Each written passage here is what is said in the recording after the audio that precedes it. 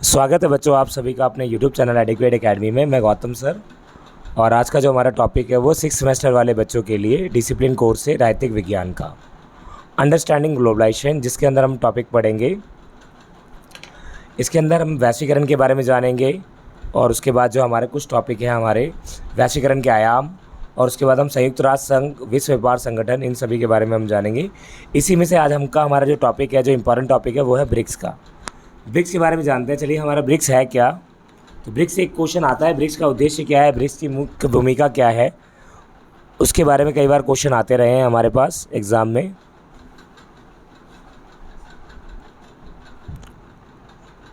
तो ब्रिक्स के बारे में हम जानते हैं, ब्रिक्स की भूमिका क्या है। ठीक है, तो ब्रिक्स एक संगठन है जो कि संगठन किसका, बहुत सारे जितने विकासशील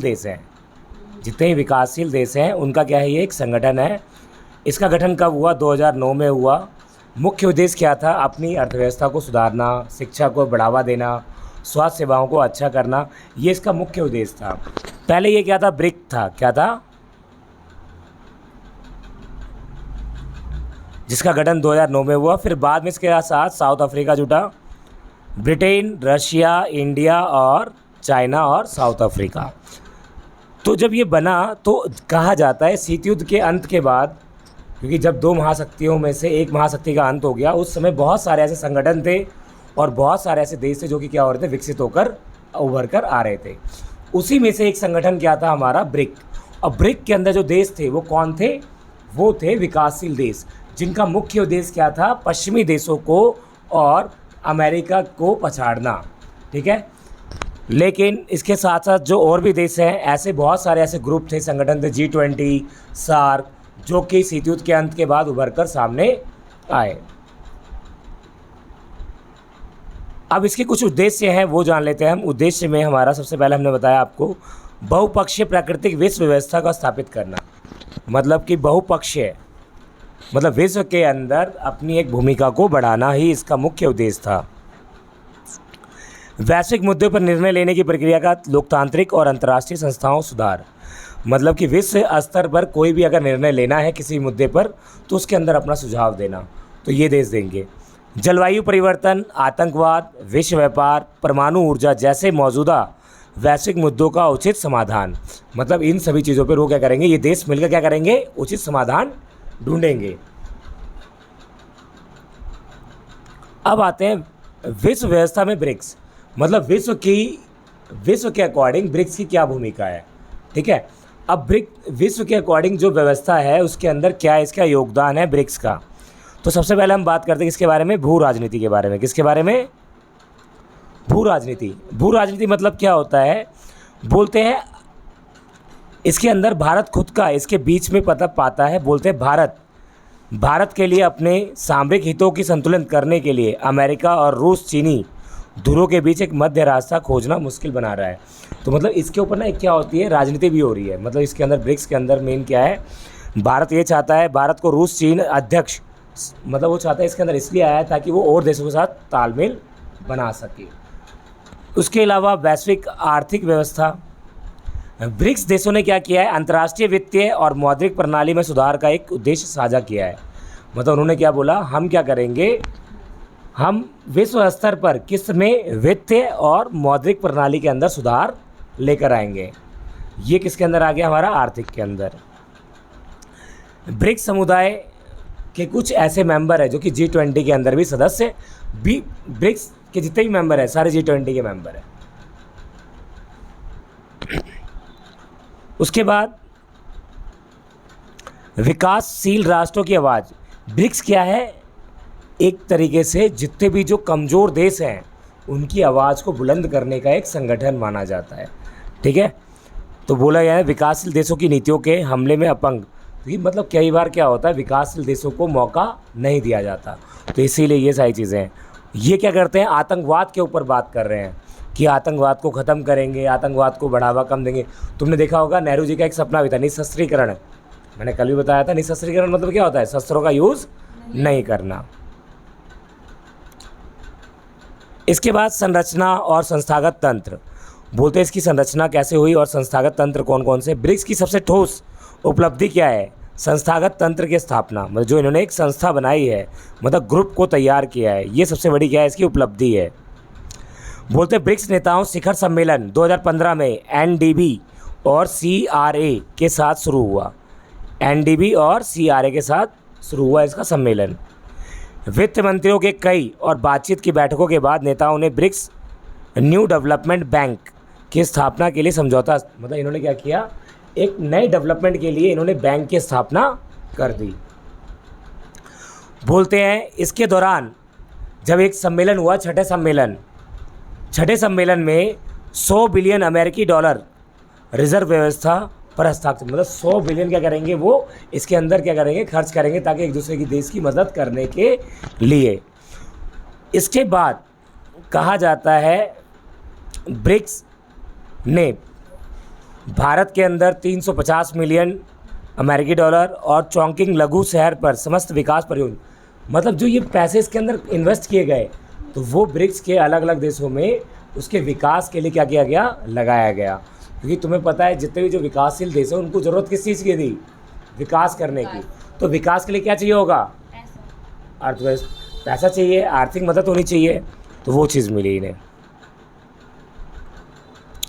भारत और ब्रिक्स, अगर भारत और ब्रिक्स की बात आती है, भारत अपने ब्रिक्स भागीदारी के साथ घनिष्ठ और आर्थिक सांस्कृतिक संबंध साझा करता है, मतलब उसके जो ब्रिक्स के साथ जो संबंध है बहुत ही क्या है, ज़बरदस्त है। भारत वर्तमान समय में मुद्दों का संगठन, चर्चा, सहयोग के लिए एक मंच के रूप में ब्रिक्स के साथ बैठक में बहुत महत्व देता है। मतलब कि वो किस चीज़ में ज़्यादा भागीदारी निभा रहा है, किसी भी मुद्दों पर चर्चा करने के ऊपर, सहयोग के लिए। भारत की बैठक एक अहिंसक, भारत इसमें जो बैठता है उसका क्या है, अहिंसक बैठक है, मतलब वो लड़ाई झगड़े के लिए नहीं, मतलब कि देशों का भला हो वो ऐसा चाहता है भारत। बोलते हैं ब्रिक्स साथियों के साथ भारत का विकल्प लगभग 95 बिलियन अमेरिकी डॉलर का है। कितना है, मतलब जब उन्होंने ब्रिक्स के साथ जुड़े तो उनका क्या हो गया, जो उनके साथ संबंध हो गया तो कितना हो गया, 95 डॉलर। इसीलिए भारत के पास जो इतनी अच्छी अर्थव्यवस्था है वो कभी भी किसी भी चीज़ में, उद्योग और वाणिज्य में, व्यापार के अंदर, श्रम सेवाएं, जेनरिक, सूचना प्रौद्योगिकी, हमारे यहाँ की सूचना प्रौद्योगिकी बहुत अच्छी हो गई है। मतलब कि इन्फॉर्मेशन, आप पहले क्या था, हम लेटर लिखते थे और आज देख लो हमें तुरंत 4G कॉल हो रही है डायरेक्ट, ठीक है ना। तो सारी चीज़ें हैं, ये क्या है, ये सूचना के अंदर क्रांति है। क्रांति विकास है, क्रांति मतलब विकास, क्रांति आई तो विकास आ गया। इसके बाद राजनीतिक सुरक्षा, भाई ब्रिक्स में जुड़ने के बाद इसको राजनीतिक सुरक्षा मिली। अब क्या है, इसे दूसरे देशों का भी साथ मिलने लग गया, मतलब कोई लड़ाई झगड़ा भी हो जाए तो, वैसे तो भारत तुम्हें पता है लड़ाई करता नहीं है कभी भी, और अभी हाल फिलहाल में अभी पाकिस्तान के साथ हुआ तो उसमें बहुत सारे लोगों ने इसका मदद, इवन इसके जैसे पाकिस्तान के साथ हुआ था तो अमेरिका ने क्या किया, अमेरिका ने भी पाकिस्तान का साथ छोड़ दिया था, मतलब उन्होंने बोला हम भी आपको मदद नहीं देंगे। और भारत की मदद करने के लिए बहुत सारे देश उसके साथ सपोर्ट में थे, सारे सुरक्षा परिषद के देश इसमें मोस्टली थे। ये गलती किसकी थी, पाकिस्तान की थी, उन्होंने डायरेक्टली, उन्होंने बेफजूल। और आतंकवाद के विरोध में सहयोग मिलता है भारत को। और इसके अलावा भारत के अंदर जो आर्थिक भागीदारी के अंदर भी इसको सपोर्ट मिलता है, आर्थिक, राजनीतिक, और एक हमारा क्या है, आर्थिक, राजनीतिक, ठीक है, ये याद रखना, आर्थिक और राजनीतिक। क्लियर है। अब ये देखो, पहला सम्मेलन इसका कहाँ पर हुआ, 2009 में। दूसरा सम्मेलन कहाँ हुआ, 2019 में। भारत में चौथा सम्मेलन होता 2012 में, ठीक है। फिर 8वां हुआ, ठीक है। अच्छा, पहले 4 में भी हुआ था, हाँ, चौथा सम्मेलन हाँ 2012 में, उसके बाद हुआ था ये हुआ था 8 में, ये हुआ था ब्राज़ील, चीन, भारत, दक्षिण। क्लियर है ये ब्रिक्स कर लोगे। तो बोलते हैं आज 5वीं उभरी अर्थव्यवस्था में ब्रिक्स का सबसे बड़ा योगदान है, मतलब ब्रिक्स के जितने भी देश हैं उनकी जो अर्थव्यवस्था क्या बहुत तेज़ी से उभर रही। तो ब्रिक्स के बारे में हमने क्या पढ़ा, ब्रिक्स एक क्या है, संगठन है जो कि क्या है, एक विकासशील देशों का एक समूह है जो कि अपनी मांगों के लिए अंतर्राष्ट्रीय स्तर पर मुद्दों को, आवाज़ों को उठाने के लिए अपनी शिक्षा, स्वास्थ्य, इन सभी चीज़ों को सुधारने के लिए एक ग्रुप बनाया गया। इसमें भारत का बहुत बड़ा योगदान रहा। भारत के लिए, भारत के अंदर किसी चीज़ों में सहायता मिली, आर्थिक और राजनीतिक। ठीक है, तो ये था हमारा क्वेश्चन। अगला क्वेश्चन है हमारा विश्व पर्यावरण मुद्दे। मतलब पूरे विश्व स्तर पर कौन से ऐसे पर्यावरण के मुद्दे हैं जो कि सभी के लिए है। तो क्या ये एक्चुअल में है या नहीं है, उसके बारे में तो वैसे है। तो वो कौन सा है? Global warming. क्या है बेटा? Global warming. तो ग्लोबल वार्मिंग से आपके ऊपर एक क्वेश्चन आता रहता है। तो और उसके बाद जैव विविधता और संसाधन में कमी। संसाधन में कमी मतलब जैसे मान लो हमारे पेट्रोल है, कोयला है, तो ये धीरे धीरे क्या हो रहा है? समाप्त हो रहा है। तो ये क्या है? संसाधन है। संसाधन में कमी हो रही है। ये भी क्या है? वैश्विक पर्यावरण मुद्दा है। मतलब विश्व का पर्यावरण का एक मुद्दा है। अगर ग्लोबल वार्मिंग में इफेक्ट हो रहा है तो ये भी क्या है? एक पर्यावरण का ही मुद्दा है। तो मतलब पर्यावरण से संबंधित विश्व स्तर पर 3 मुद्दे हैं। कौन कौन से? ग्लोबल वार्मिंग, दूसरा हमारा जैव विविधता। जैव विविधता मतलब क्या होता है? अलग अलग प्रकार के जीव, मतलब जीव जंतु और अलग अलग प्रकार के पेड़ पौधे धीरे धीरे वो क्या हो रहे हैं? लुप्त होते जा रहे हैं, मतलब खत्म होते जा रहे हैं। तो ये क्या है? एक प्रकार से पर्यावरण के ऊपर खतरा है। तो ये इन 3 खतरों में से हम जानेंगे आज, सबसे एक एक करके जानेंगे। ठीक है बेटा, क्लियर है नहीं है?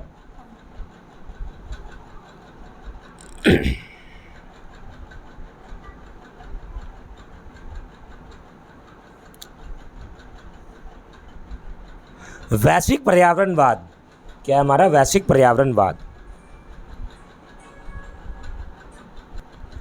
अब वैश्विक पर्यावरणवाद क्या है? मतलब विश्व स्तर पर पर्यावरण के बारे में क्या कहा गया है? बोलते हैं 1962 के अंदर रैचल कार्सन ने कृति साइलाइट स्प्रिंग के बाद और पर्यावरण के विश्व में वैश्विक स्तर पर सभी, मतलब जो एक व्यक्ति हैं जिनका नाम क्या था बेटा? रैचल। उन्होंने क्या किया? पूरे विश्व का ध्यान पर्यावरण की ओर क्या किया? आकर्षित, मतलब कि दिखाया कि भैया पर्यावरण को किस तरीके से क्या हो रहा है? नुकसान हो रहा है।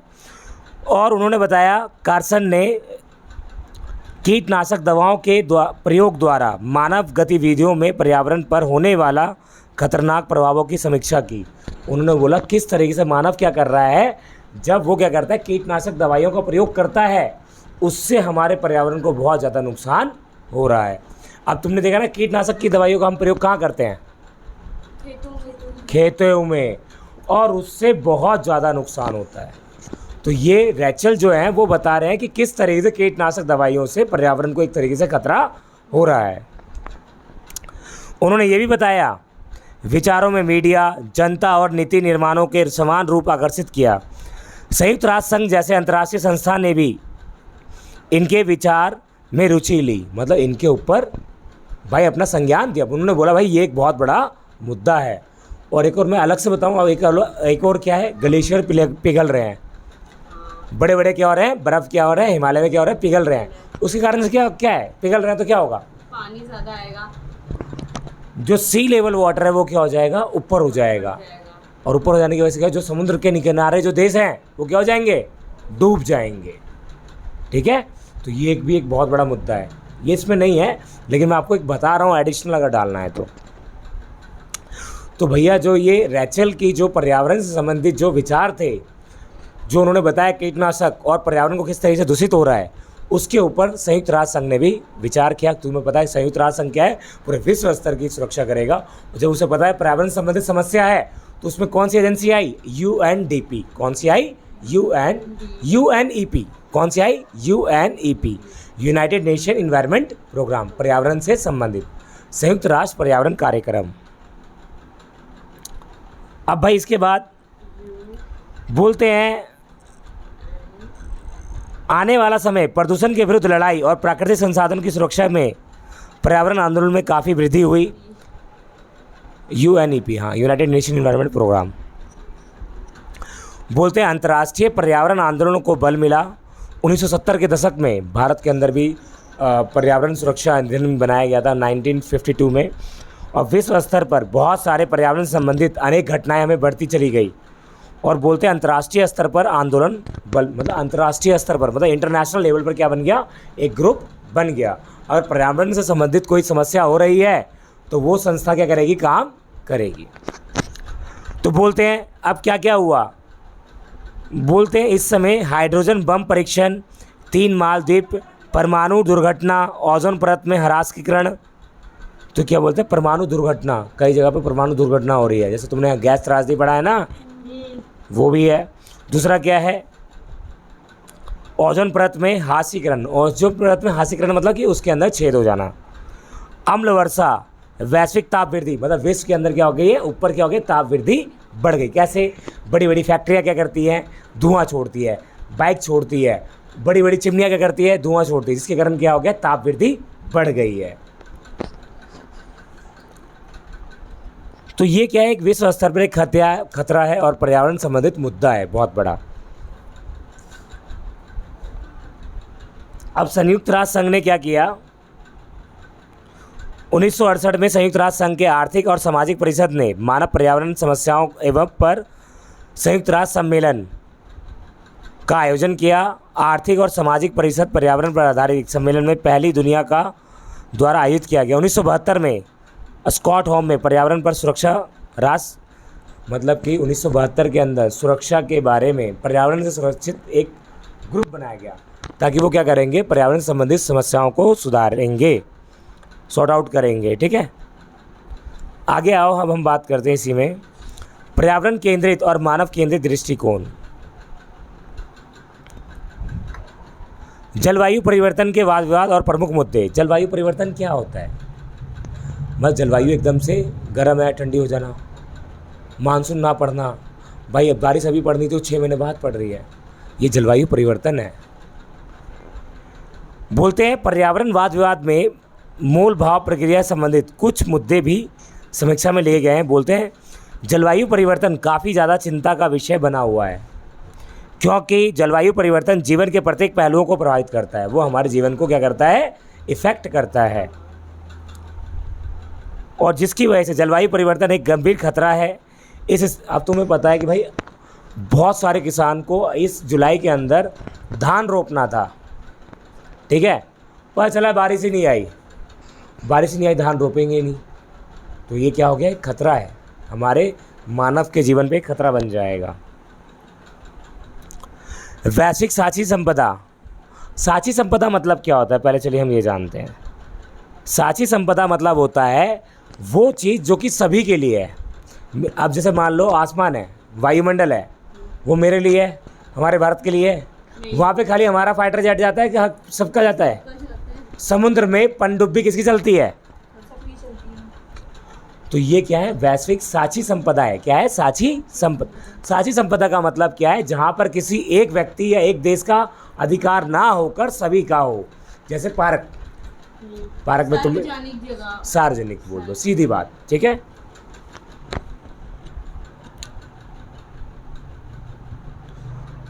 अब बोलते हैं जो ये साझी संपदा है, अगर इसको नुकसान हो रहा है इसको बचाएगा कौन? जो इसका यूज़ कर रहा है भाई।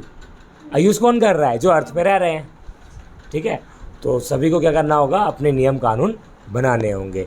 तो इसीलिए सभी ने क्या किया, नियम कानून बनाए और इसको जलवायु को बोलो।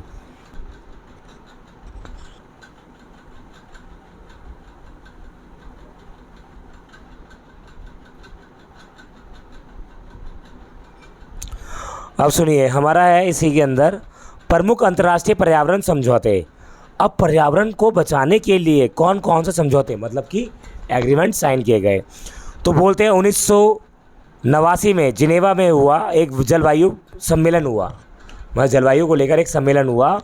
कहाँ पर? 1989 में, जिसका आयोजन विश्व मौसम विज्ञान ने किया। किसने किया? मौसम विज्ञान ने। एक वैज्ञानिक सम्मेलन था, परंतु इस सम्मेलन में अंतर्राष्ट्रीय राजनीतिक समुदाय का भी ध्यान अपनी ओर खींचा। मतलब इंटरनेशनल, ये तो नॉर्मल समस्या थी, लेकिन इसमें क्या किया, इंटरनेशनल लोगों ने भी क्या किया, इसके ऊपर ध्यान दिया। इस सम्मेलन के कारण विश्व मौसम विज्ञान संगठन और संयुक्त राष्ट्र पर्यावरण कार्यक्रम आ गया, UNEP, संयुक्त राष्ट्र पर्यावरण कार्यक्रम UNEP, देख लो दोबारा।